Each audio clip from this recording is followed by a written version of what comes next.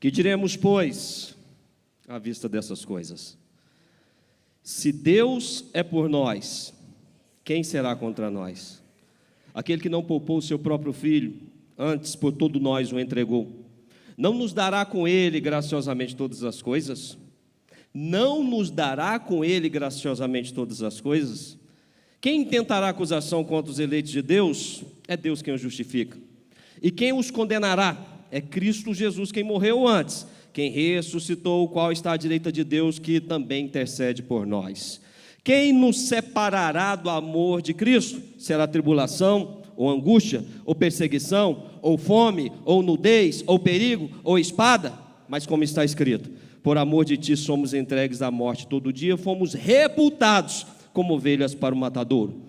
Mas por todas essas coisas, porém, somos mais do que vencedores por meio daquele que nos amou. Pois eu estou bem certo de que nem a morte, nem a vida, nem os anjos, nem os principados, nem as coisas do presente, nem do porvir, nem os poderes, nem a altura, nem a profundidade, nem qualquer outra criatura poderá nos separar do amor de Deus que está em Cristo Jesus, nosso Senhor. Romanos, capítulo 8, do verso 31 ao verso 39. Povo de Deus, paz do Senhor Jesus. Amém? Glória a Deus. Vamos lá falar da palavra de Deus, mas antes, eu trouxe o meu livro. O meu livro já está exposto ali na Oceano Store, mas eu estarei lá no final. Esse é o livro Alcançado. E meu segundo livro, eu já terminei toda a escrita, já estou passando para a revisão teológica. Vai dar o que falar esse segundo livro, viu? Mas esse aqui, eu tenho o privilégio de ter exemplares vendidos nos Estados Unidos e na Espanha, exemplares físicos pela Amazon.com. Então a própria Amazon imprime e envia. Esse livro eu ministrei numa igreja e um irmão comprou, que é um livro evangelístico, e foi responsável por a abertura de um trabalho evangelístico a nível nacional. E ele, com muita alegria, me passou. Esse livro, então, já está em todos os estados do Brasil, praticamente, e eu gostaria que você o tivesse. Por quê? É um livro onde eu relato como eu fui alcançado, por isso que o título é Alcançado, por Jesus Cristo na minha casa, lendo Bíblia e odiando o crente, odiando o Evangelho. Então, eu te odiava antes, até a noite do dia 7 de junho de 1998, às 19 horas. Às 18 horas e 59 minutos, eu odiava vocês. Odiava mesmo. Às 18 horas e 59 minutos, eu buscava em Deus respostas. Eu estava fazendo um curso de formação da aeronáutica. Sim, eu também fui da aeronáutica por 22 anos. Não estou até hoje como pastor Marcelo Mantovani, que eu tive novas aventuras, mas eu fiquei 22 anos na aeronáutica. Na ocasião, eu estava na cidade de Guaratinguetá, São Paulo, Vale do Paraíba, juntinho com Aparecida, cidade de Aparecida, que muitos falam Aparecida do Norte, mas é Aparecida, tá? Inclusive, eu tinha feito promessa de colocar uma divisa de cada série, que você tem as divisinhas de cada série lá na Basílica de Aparecida. Eu tinha feito essa promessa. E eu buscava em Deus respostas. E falava para Deus assim: onde está a verdade? Eu já tinha tido experiências de espiritismo com sinais, budismo, eu já tinha tido todo tipo de experiência. Sou de berço católico, batizado na igreja católica, fiz primeira Eucaristia, crisma, conheço, respeito demais os católicos. Só que chegava na missa, eu me sentia vazio. E eu olhava para aquele crucifixo na frente e falava: fala comigo, eu preciso de respostas. Procurei nos padres, alguns, e tudo era mistério. Por falta de sabedoria, não me respondia o que eu precisava. Então, eu estava tudo bem na minha vida, mas eu estava vazio. Até que nesse dia 7 de junho de 1998, pela primeira vez na vida, eu orei. Eu falava com Deus: eu sei rezar, mas eu não sei orar. Sei todas as rezas, todas elas, Ave Maria, creio em Deus Pai, salve Rainha, eu sei todas, mas orar eu não sei. O Pai Nosso, sei todas, mas orar eu não sei. Pela primeira vez eu orei, falei do fundo do coração com Deus. E no meu íntimo eu falei: menos evangélico, eu não gosto de evangélico não, Deus. Mas ali algo sobrenatural aconteceu, eu relato aqui, não vou me delongar. E aí, imediatamente Deus começou a me preparar. Foi muito rápida a preparação. eu imediatamente comecei a ser usado por Deus, ganhando almas para Jesus, sem conhecer muitas das vezes a Bíblia, falando do meu testemunho. Então eu narro 17 testemunhos de pessoas que eu ganhei para Jesus, dos mais variados tipos. Aí você vai ver o que a religiosidade faz com pessoas. É um livro para você ler, aplicar na sua vida, porque no final de cada capítulo eu trago um ensinamento, aprendizado ao alcançado. São revelações bíblicas que Deus me deu, e tudo aqui é Bíblia, tá? Eu cito os versículos para você poder aplicar na sua vida, presentear também pessoas que não são evangélicas, pessoas que não são salvas. É um dos maiores presentes que você pode dar. E o que eu vou fazer hoje? Normalmente, quando eu ministro, eu falo assim, quem comprar 4 livros, eu entrego, mas hoje eu vou abrir uma exceção, estou bonzinho. Quem comprar 3 livros, eu vou dar uma Bíblia. Essa é para o homem, né? Capa dura, King James atualizado. Comprou 3, ganha uma Bíblia. Tem também uma para a mulher. Comprou 3, tem uma Bíblia aqui para a mulher, capa dura, ó. Vai ganhar. Comprou 3 para sua filha menina. Um livro, ó, que presente maravilhoso. Bíblia para as meninas. Vai ganhar. Comprou 3, ganha. Comprou 3 livros. Bíblia para os meninos. O maior presente que você pode dar para os seus filhos é uma Bíblia, para você ler, tá? Pastor, e os bebês? Comprou, ganhou uma biblinha para o bebê também, ó.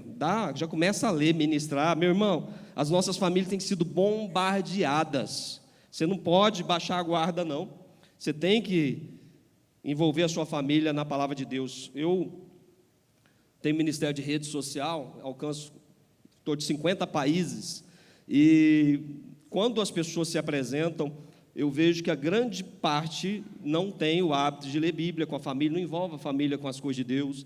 É celular de última geração, tempo para Netflix, para maratonar, série, os filhos estão envolvidos em tudo que o diabo quer, e as pessoas estão perdendo a sua família dentro da sua própria casa. Envolva a sua família com a palavra de Deus. Então, no final, adquiriu 3 livros, eu estarei ali na loja Oceana Store, eu vou te presentear. Eu tenho um de cada só, tá bom? E vou te dar também o marcador de Bíblia, Degrau de Santidade, é um projeto que Deus me deu.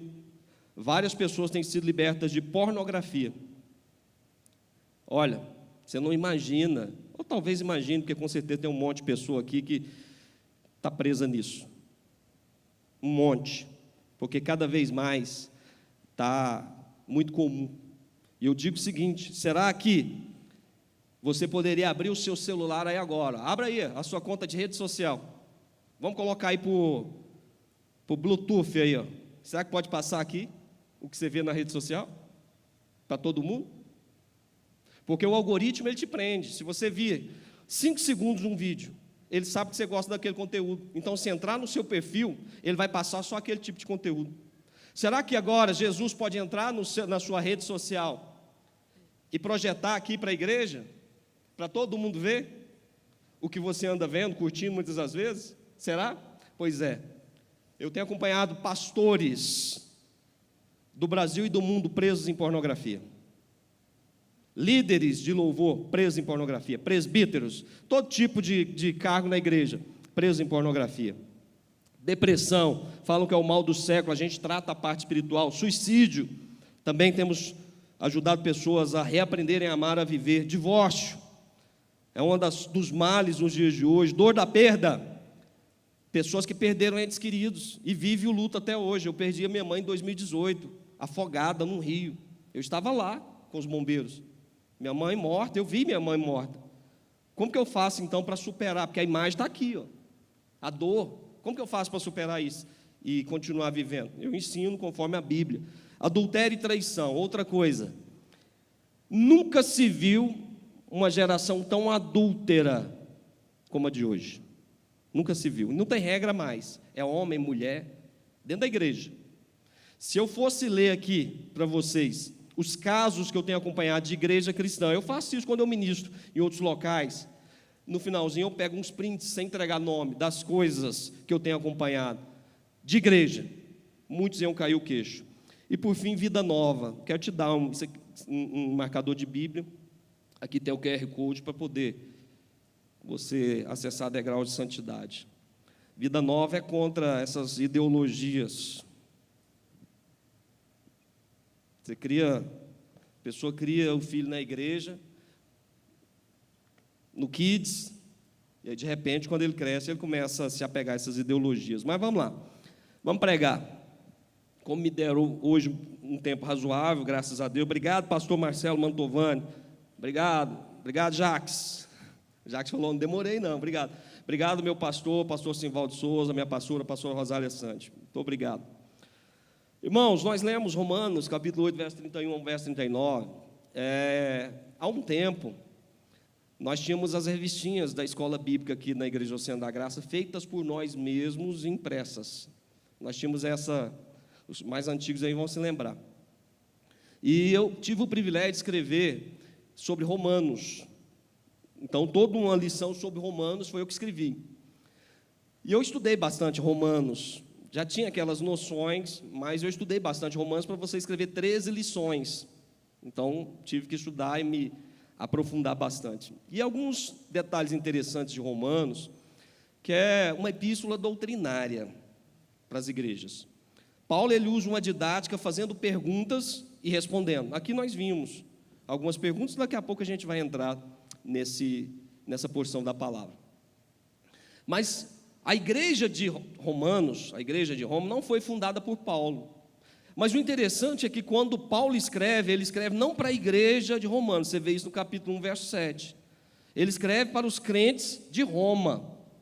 Então, crê-se que havia vários, que a igreja naquela época se reunia em casas, vários pontos de pregação. E você começa, então, a entender algumas coisas que nós somos doutrinados, ensinados, mas que a Bíblia é só ler. Você vê que não tem amparo. Mas a pessoa é massificada, ela crê. Por exemplo, que Pedro fundou a igreja de Roma. A história não comprova. E você começa a ver, então, que Paulo, todas as vezes, ele tem a característica de fazer um agradecimento às pessoas que estão naquele local.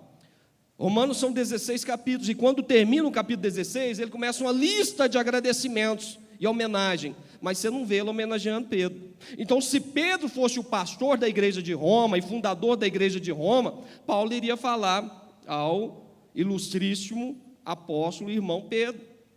Você não vê o nome de Pedro. Você vê no capítulo 2, verso 10, você vê em todo o discorrer de Romanos a essência que não é daquilo que muitas das vezes a gente foi ensinado. E as pessoas, por mais que você mostre na Bíblia, contexto anterior, contexto posterior, você mostre versículo com interpretação literal, as pessoas não acreditam, porque estão massificadas. É igual nos dias de hoje, a mídia usa muito o sistema de ficar massificando palavrinhas e distorcendo. A notícia, como ela chega para nós, é fundamental, irmão. Eu vi até um meme recentemente, vou tentar aqui resumir, mas começa assim: a violência da polícia dos Estados Unidos. Um jovem negro tomou 20 tiros, tão somente porque se recusou a colocar o cinto de segurança.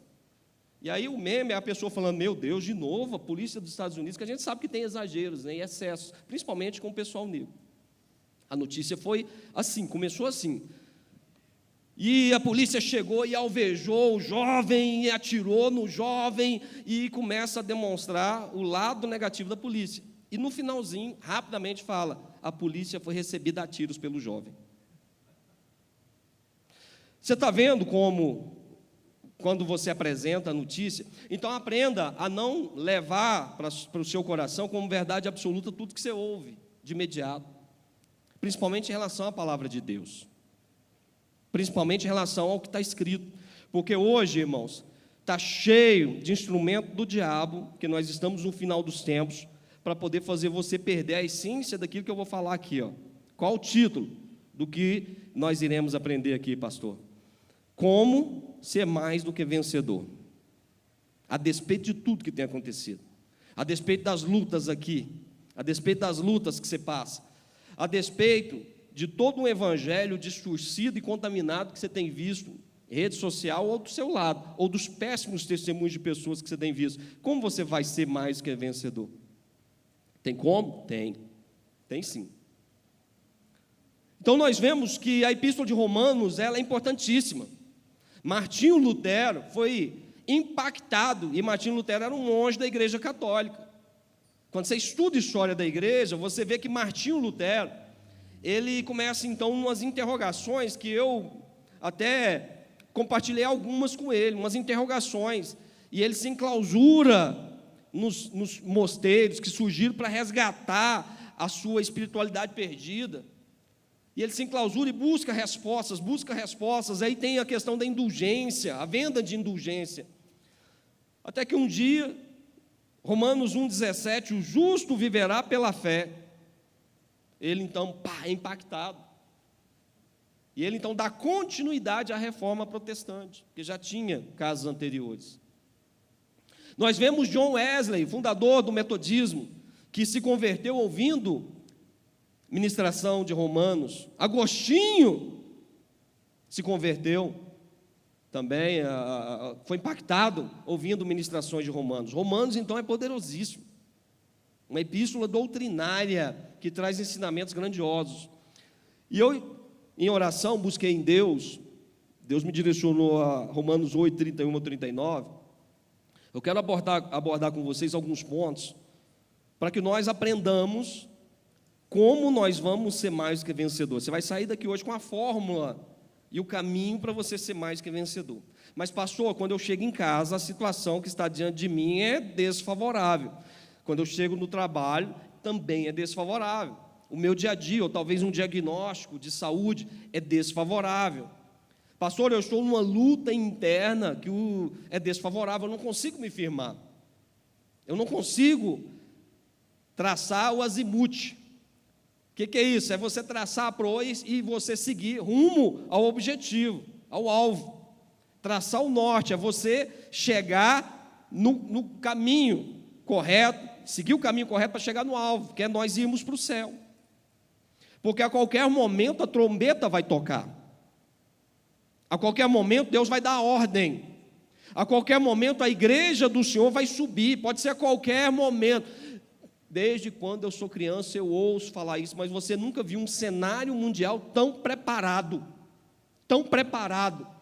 Tudo está arquitetado. Mas ainda aí algumas pessoas que não conhecem Bíblia, mas querem dar aula de teologia, e principalmente de escatologia. Aí começa, porque ouviu algo, aí começa a se questionar e começa a expor seu questionamento, como se fosse verdade absoluta. Mas o terceiro templo não foi construído. Mas isso, mas aquilo outro. Se apegue à palavra de Deus. Vamos lá. Se Deus é por nós, versículo 31. Se Deus é por nós. Para nós começarmos então a construir o raciocínio de aprendizado, para nós sermos mais do que vencedores, nós temos que entender que nós só vamos ser mais que vencedores se Deus for por nós. E para que nós tenhamos esse título de servo e de Deus ser por nós, existem princípios bíblicos, irmão. Não se engane, crendo que você pode continuar no pecado, continuar no erro, fazendo tudo de errado e até no oculto, que Deus está contigo. Não. Nas pregações que eu fiz anteriores, eu citei vários versículos, vou citar outros aqui, os mesmos aqui talvez. Mas olha, Romanos capítulo 8, verso 8. Isaías capítulo 59, verso 2. 1 João capítulo 2, versos 15 e 16. 1 João capítulo 3, versos 8 e 9. 2 Crônicas, capítulo 15, verso 2. O que fala tudo isso aí? Fala exatamente que a gente tem que viver em Deus. Nós não podemos viver no pecado. Ainda tem Atos 3, 19. Arrependei-vos e convertei-vos para que os vossos pecados sejam cancelados. Romanos 8, 8. Aquele que vive na carne não pode agradar a Deus. 2 Crônicas 15, 2. Deus fala para o rei Asa, para a tribo de Judá, de Benjamim: olha, enquanto você estiver comigo, eu estou contigo. Se você me buscar, eu me deixarei achar. Mas se você me deixar, eu também te deixarei. A pessoa vira as costas para Deus, Deus também vai deixar a pessoa. 1 João 3, 8 fala que aquele que vive no pecado procede do diabo. Ele está no pecado, mas pastor, todos somos pecadores. Existe uma diferença entre lutar contra o pecado e viver na prática do pecado. Não é isso que Deus quer, viver na prática do pecado. Então, para Deus ser por mim, para Deus ser por nós, eu tenho que ter, então, uma chancela de servo de Deus, eu tenho que ser propriedade dele. 1 Pedro 2,9, vós, porém, sois raça eleita, sacerdócio real, nação santa, povo de propriedade exclusiva de Deus. O diabo, quando nos vê, ele tem que ranger os dentes e xingar assim, e nos falar assim: o que eu tenho contigo? Ele tem que ficar furioso para conosco, ele tem que falar e nos ameaçar: eu vou te matar. Agora, se você está do lado do diabo, é amiguinho do diabo e não causa dano, você não é de Deus. Então Deus, se Ele é por nós, Ele vai fazer uma coisa tremenda. Se Deus é por nós, quem será contra nós? Se você está do lado de Deus, irmão, você está do lado do mais forte, ponto. Não existe mais nada. Lá no verso 39, que nós vamos chegar lá, vai mostrar tudo que pode querer te tirar do amor de Deus, que não vai conseguir. Você vai ser mais que vencedor. Não vai conseguir. Mas virão as lutas, pastor, as tentações. Aprenda, leve para a sua vida. Tentação, por si só, não é pecado. Tentação, por si só, não é pecado. Tem amparo bíblico, pastor? Tem. Mateus, capítulo 4, verso 1 ao verso 11. Lucas, capítulo 4, verso 1 ao verso 13. Jesus foi levado pelo Espírito Santo ao deserto para ser tentado pelo diabo. Pastor Simval pregou aqui, o nosso pastor, no domingo. A tentação procede do diabo. Deus prova. O que acontece? Ser tentado por si só não é pecado. Vem a tentação e você imediatamente luta contra ela, você repreende a nível mente mesmo, você derruba ela por terra, não pecou.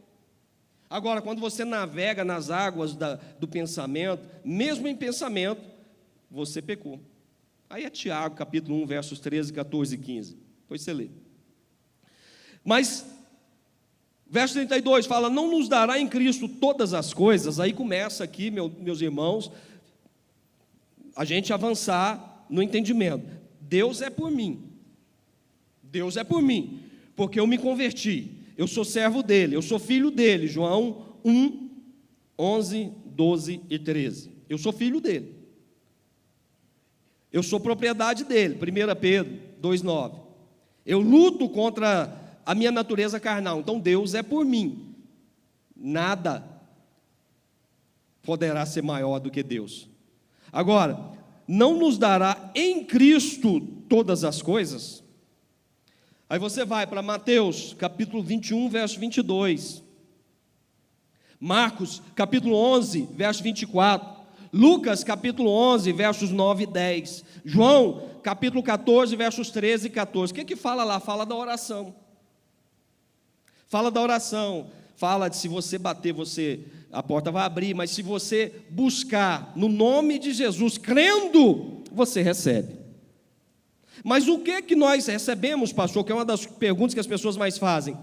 Por que eu não recebo determinada coisa na minha vida, se o senhor está pregando aí que eu sou mais do que vencedor? Por que algumas coisas não acontecem na minha vida, pastor? Aí a Bíblia também explica, irmão. Tiago, capítulo 4, versos 2 e 3, e Filipenses, capítulo 4, verso 19. O que fala Tiago? Fala: pedi e não recebeis, porque pedis mal. Pedi e não recebeis, porque pedis mal. Pedis para deleitar nos vossos próprios prazeres, nos deleites da sua vida. Aí eu pergunto para você: você precisa de uma Ferrari? É bom, né? Seria bom uma Ferrari, uma Lamborghini, seria ótimo. Você precisa hoje de um carro de última geração? Você precisa hoje de ter terminado o cargo, e às vezes Deus nos livra para não ir? Você precisa hoje de um salário do teto constitucional? Seria ótimo, né? Seria maravilhoso. Você precisa disso? E muitas das vezes nós pedimos coisas que nós não vamos receber, porque não está de acordo com a vontade de Deus, porque a Bíblia fala: segundo a sua vontade, crendo, receberemos. E aí nós temos que aprender que o não de Deus também é resposta. Eu oro, busco, às vezes faço até propósito, e Deus vai falar não. Eu não tenho que ficar forçando de Deus um sim. É um dos males da geração de hoje, porque são criados os pais só falando sim. Só falando sim. Não sei se você viu um vídeo. O pai pegou o filho lá com 20 e tantos anos, e o pai deu um carro, ao invés de dar um jogo. Ele queria um jogo. O nome dele é Enzo. Quem viu? Aí o pai falou assim: vou te dar um carro para você ir procurar um emprego. E ele começou a chorar igual uma criança. Pai, eu sou bom nisso, nos jogos. Eu sou bom nisso. Aí o pai pegou todos os jogos, colocou lá no quintal e veio com um tratorzinho daquele que corta, e ele gritava: pai, não faz isso, eu sou bom nisso, pai. Não, ganhou um carro para ir procurar emprego. Isso nos Estados Unidos. E aí quando o pai passa com o tratorzinho, ele grita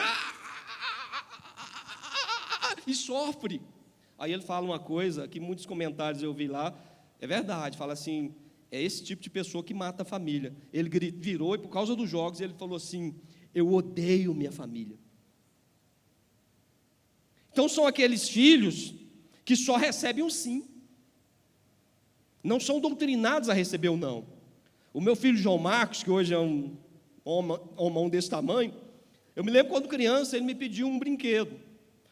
E aí eu falei assim: filho, não vou dar. Aí ele virou e falou assim: é porque o senhor não tem dinheiro, papai? Eu falei assim: não, não é por isso, eu tenho.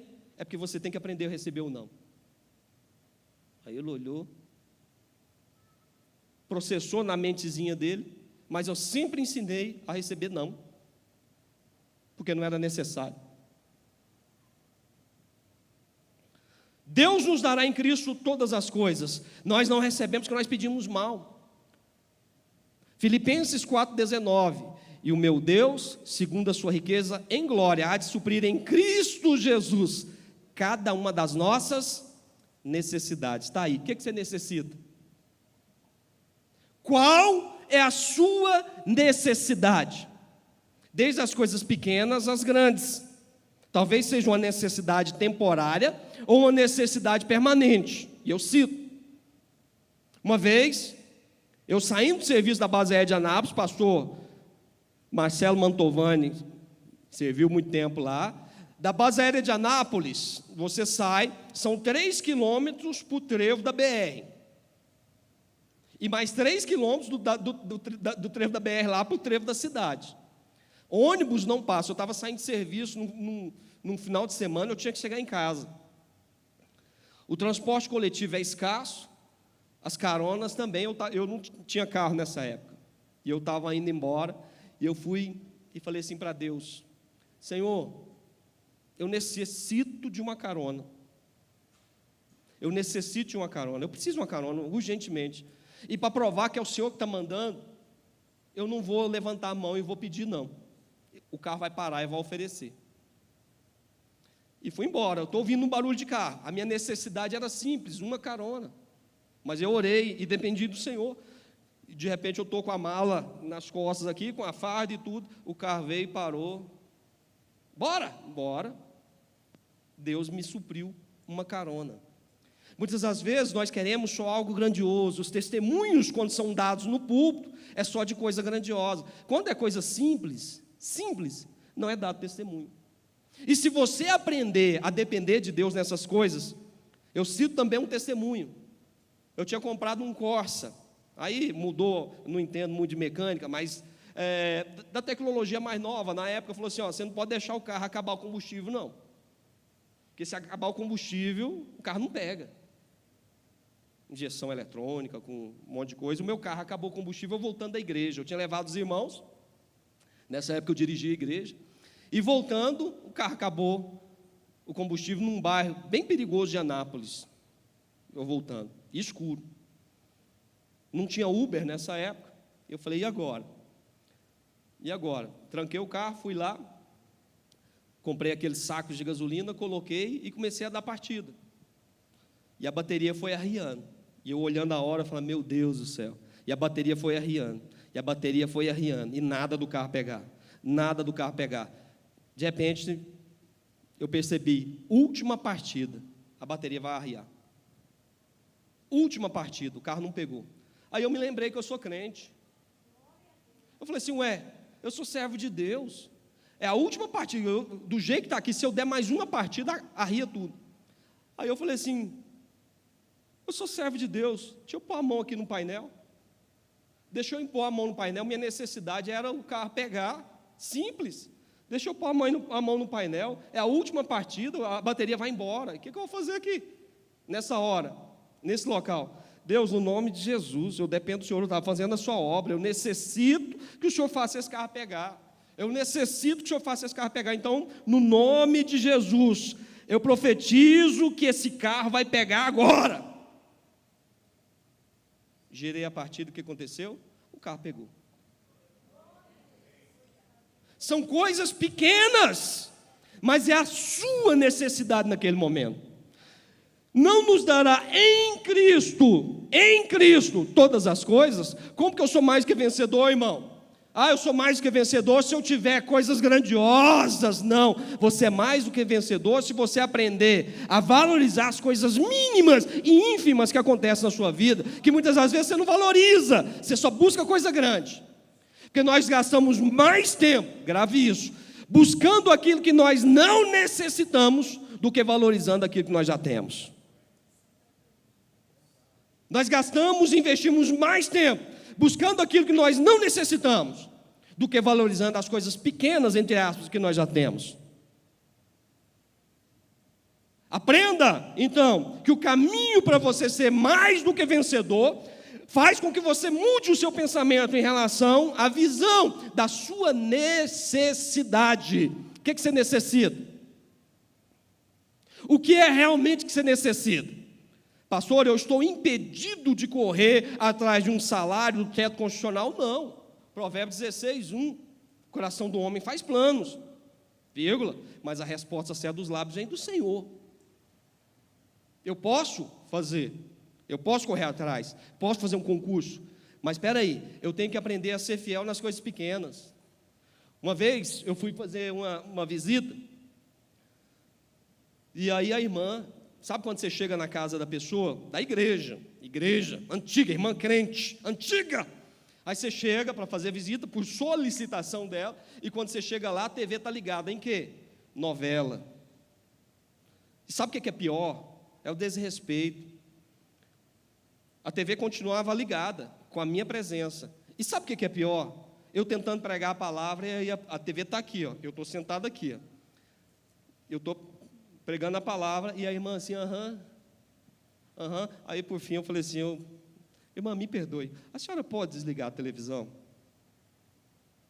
Sem querer ser indelicado, mas a senhora pediu para eu estar aqui, eu estou tirando o meu tempo, eu estou longe da minha família, para estar aqui, a senhora está prestando mais atenção na televisão, na novela.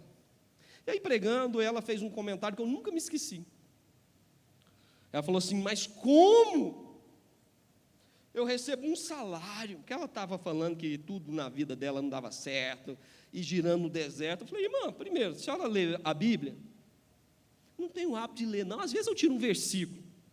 A senhora tem o hábito de orar, irmã? Eu não tenho muito, eu não sei orar. Romanos 8:26. A senhora não tem congregado, que eu tenho visto que a senhora não tem congregado. A senhora tem visto esse tipo de conteúdo. Eu também, como pastor da igreja, eu vejo que a senhora não dizima. Mas como que eu vou dizimar? Eu recebo um salário mínimo. Impossível tirar 10%. Impossível. Naquela época era R$300. Impossível tirar, de R$30, né? Por R$300. Aí eu falei para ela, a senhora não é fiel com um salário mínimo, a senhora não conseguirá ser fiel com 2, com 3, com 4, a senhora nunca vai ser fiel. Pouco tempo depois ela morreu. Não sei. Não sei se ela mudou o que tinha que mudar, não sei se foi para o céu. Porque estar dentro da igreja não é sinônimo de salvação, não, irmão. Não nos dará em Cristo todas as coisas. E aqui começa então Paulo, usando a didática, ele fala agora 3 quem? 3 quem? Nos versos 33, 34 e 35. Um quem relacionado à acusação, um segundo quem relacionado à condenação, um terceiro quem relacionado à separação contra você, contra o povo de Deus. Ele não fala o quê, ele fala quem. Pode ser direcionado a pessoas, seres humanos, ou também a demônios. Mas são seres humanos ou espirituais. Quem? Primeiro quem? Quem intentará acusação contra os eleitos de Deus? Quem intentará acusação contra você? É Deus quem o justifica. É a resposta que ele dá. Ele pergunta e responde. É Deus quem o justifica. Será que, pelas suas ações, você que está tentando ser mais que vencedor e alcançar as bênçãos de Deus, os milagres de Deus na sua vida, as promessas de Deus, será que Deus, Ele está te justificando? Amparo bíblico, pastor, para nós entendermos a justificação. É ampla, mas vamos entender um pouquinho da justificação.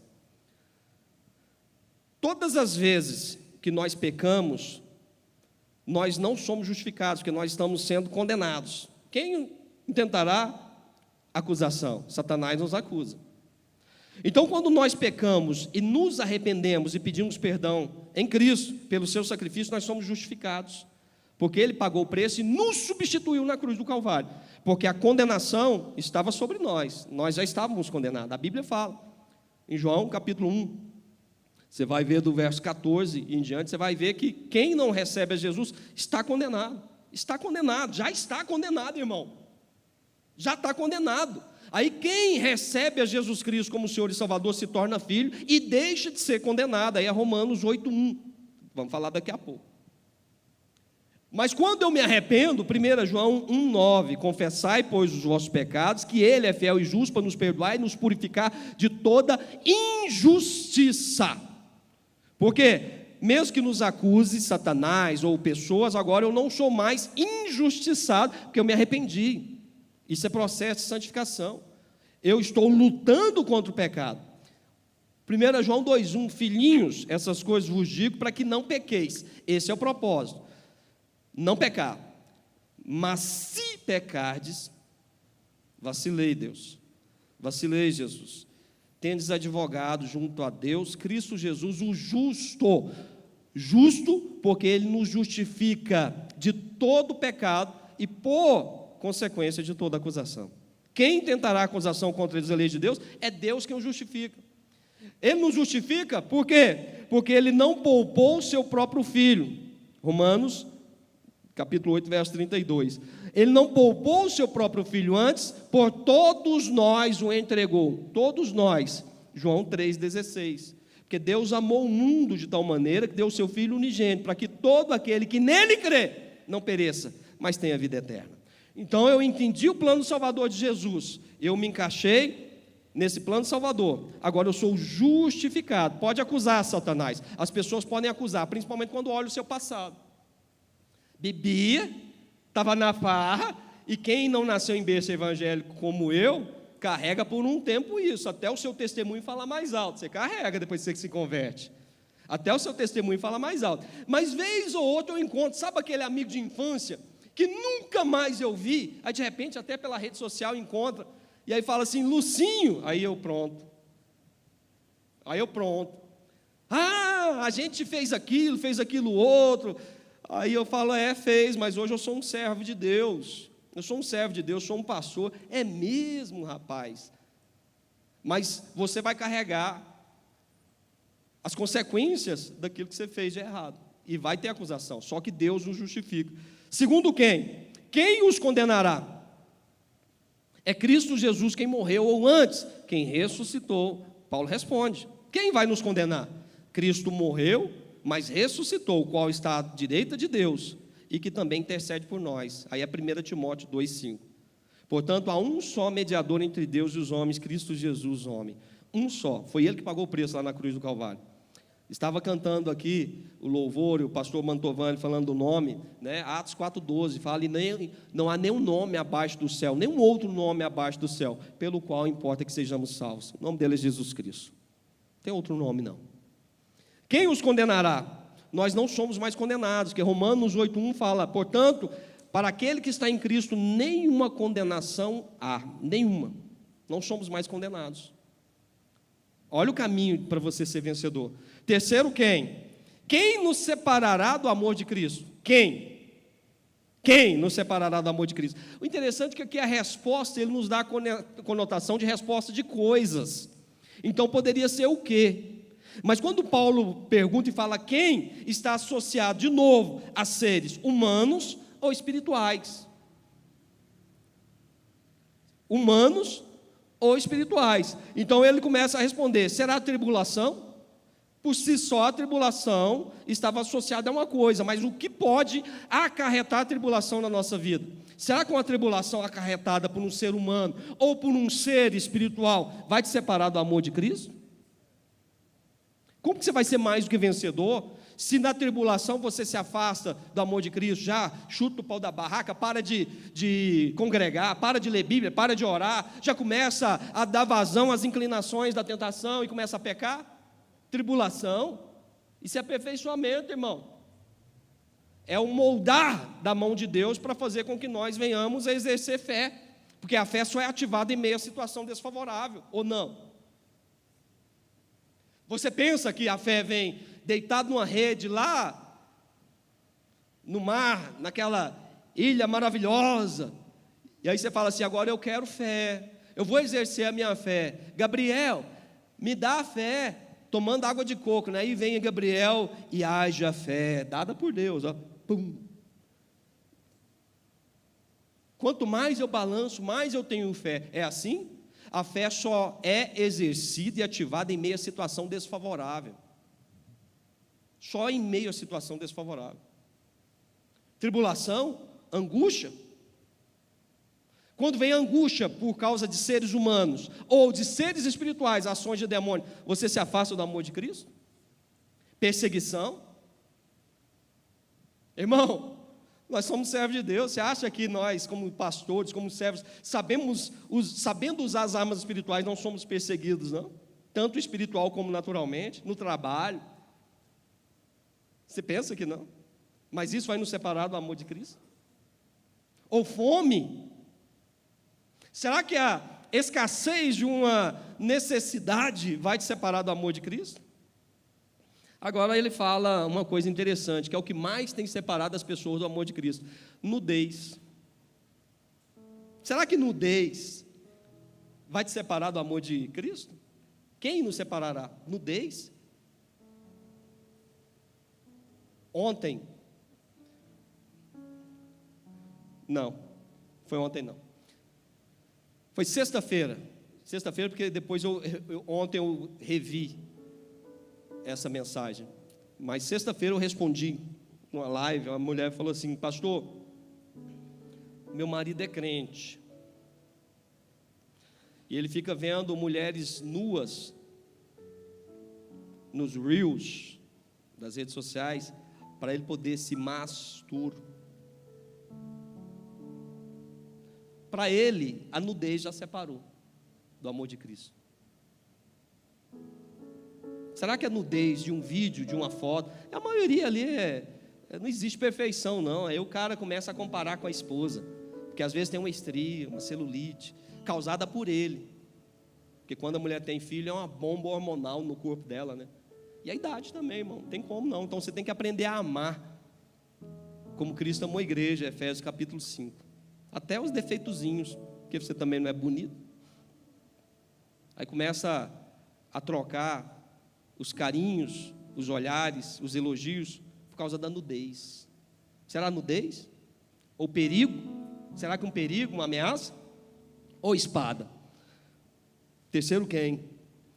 E aí ele continua demonstrando como que nós vamos ser mais que vencedores. Agora ele nos dá um lembrete. Verso 36. Por amor de ti, somos entregues à morte todo dia. Fomos reputados como ovelhas para o matadouro. É um lembrete que nós estamos em guerra. Sabia que você acorda para morrer? Sabia disso? Que quando você acorda, as trevas já arquitetaram todo o plano para tirar a sua vida, todo. É assim, hoje vai ser assim. 1 Pedro 5,8, o pastor pregou aqui, ele está em derredor, diabo, anotou tudo. Hoje vai ser naquele carro para o trabalho, ou naquele percurso, ou dentro de casa mesmo, está tudo arquitetado. Hoje, vou comissionar demônio 1, demônio tal, vai lá, hoje.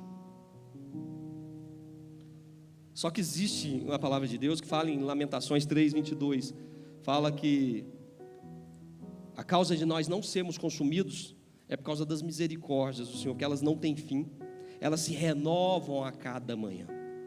A cada manhã. Então, quando você acorda, Satanás fez todos os planos, mas vem as misericórdias de Deus.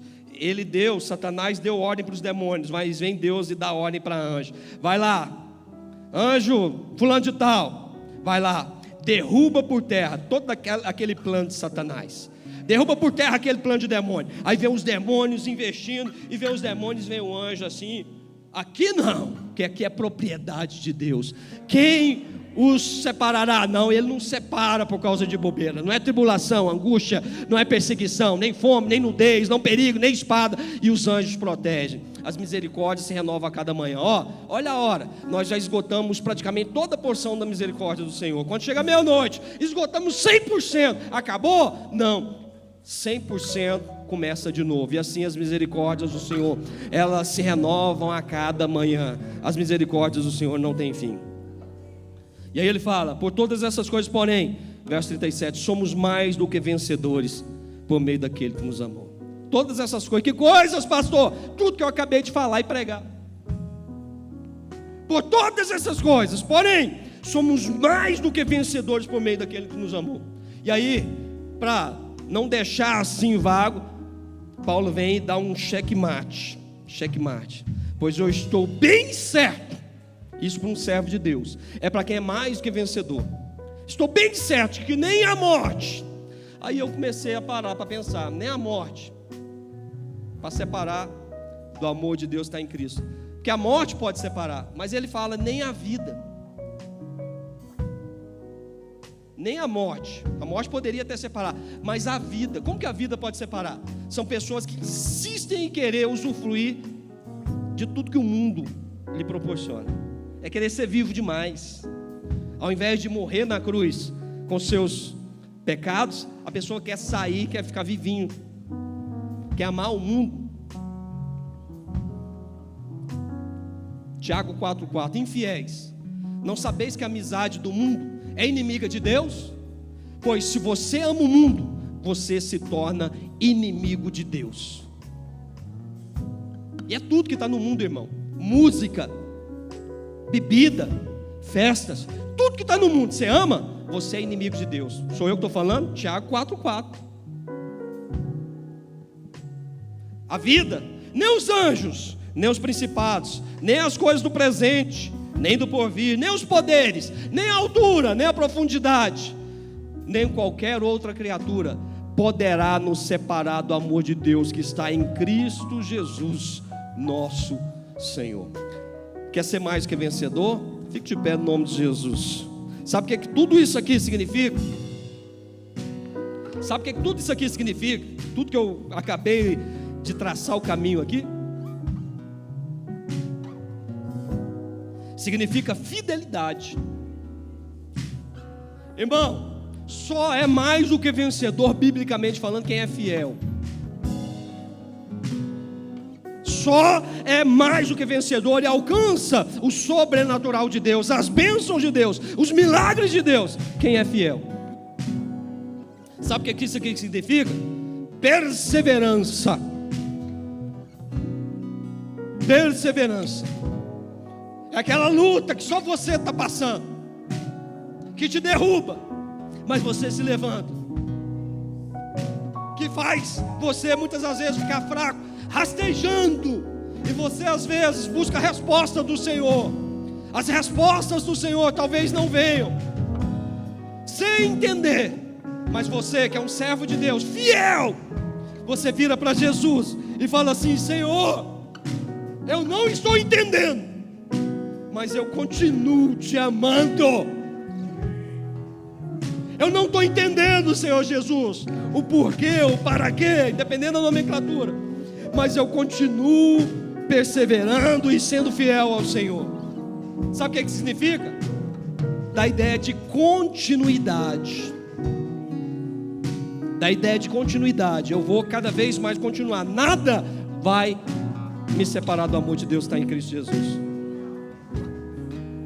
Porque se infelizmente isso acontecer, você se torna uma pessoa que se encaixa em Hebreus capítulo 6, versos 4, 5 e 6. São aqueles que foram iluminados pelo Espírito Santo, mas se afastaram, se escandalizaram. E a Bíblia fala que é impossível esses aí voltarem. Feche seus olhos em nome de Jesus. Você quer ser mais que vencedor? Lógico, né? Você está aqui para aprender a palavra. Você quer ser mais que vencedor. A despeito de todas as lutas. Tem como, pastor? Tem. Hoje tem. Mas, pastor, eu até hoje, 17/7/2024, a esse horário, 21 horas e 25 minutos, até hoje, eu não fiz por onde. Até hoje eu até zombei das coisas de Deus. Eu não dei bom testemunho. Tem como ainda ser mais que vencedor? Tem. Sabe por quê? Porque Jesus, Ele te dá uma palavrinha, que a vida cristã é feita de decisão. Decisão. É você se decidir mudar. E o resto, Ele se encarrega. Eu quero chamar aqui à frente, salvo, não salvo, eu não vi, eu acho que não tem visitante. Então não vou. Não tem visitante, né, pastor Mantovani? Não, né? Então todos de casa. Mas eu quero chamar aqui, quem quer ser mais que vencedor, nós temos 2 minutinhos para a gente orar. Aqui na frente, aqui, eu vou orar com você. Independente das circunstâncias. Só quem quer ser mais que vencedor, eu quero orar com você. 2 minutinhos. Aqui, eu vou orar com você. No nome de Jesus. Só quem quer. Não quer, não precisa vir não. Tá bom? Não precisa não. Pode entrar o louvor. Sei que tu és fiel a mim. Sei que tu és fiel a mim. No nascer do sol ao anoitecer eu te louvarei. Sei que tu és fiel a mim.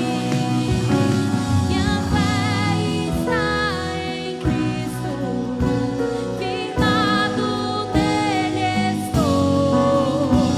Ele é a minha rocha, que nunca me deixou. Minha fé está em Cristo, firmado nele estou. Ele é a minha rocha, que nunca me Aleluia. deixou. Glória a Deus. Olha para mim, olha para mim, olha para mim, olha para mim. Olha para mim. Eu não brinco com a palavra de Deus. Eu não brinco com as coisas de Deus. Você crê que se você hoje se decidir mudar e fazer tudo diferente, biblicamente falando, você crê que a sua vida vai ser transformada a despeito que você passa? Você crê? Você crê? O que eu falei aqui é Bíblia. Como servo do Deus vivo, eu vou orar essa palavra sobre a sua vida. Então toma posse. Que diremos, pois, à vista dessas coisas? Se Deus é por nós, quem será contra nós? Aquele que não poupou o seu próprio filho, antes por todos nós o entregou, não nos dará com ele graciosamente todas as coisas? Quem intentará acusação contra os eleitos de Deus? É Deus quem os justifica. E quem os condenará? É Cristo Jesus quem morreu, antes quem ressuscitou, o qual está à direita de Deus e que também intercede por nós. Quem nos separará do amor de Cristo? Será tribulação, ou angústia, ou perseguição, ou fome, ou nudez, ou perigo, ou espada? Mas como está escrito: por amor de ti somos entregues à morte todo dia, fomos reputados como ovelhas para o matadouro. Mas eu estou bem certo, porém, que eu sou mais do que vencedor por meio daquele que nos amou. Porque nem a morte, nem a vida, nem os anjos, nem os principados, nem as potestades, nem as coisas do presente, nem do porvir, nem os poderes, nem a altura, nem a profundidade, nem qualquer outra criatura poderá nos separar do amor de Deus que está em Cristo Jesus. Você recebe, toma a decisão e mude tudo que tem que mudar, irmão. Mude tudo que tem que mudar, irmã, para que você saia daqui muito mais do que vencedor. Receba essa palavra na sua vida, no nome de Jesus. Deus te abençoe.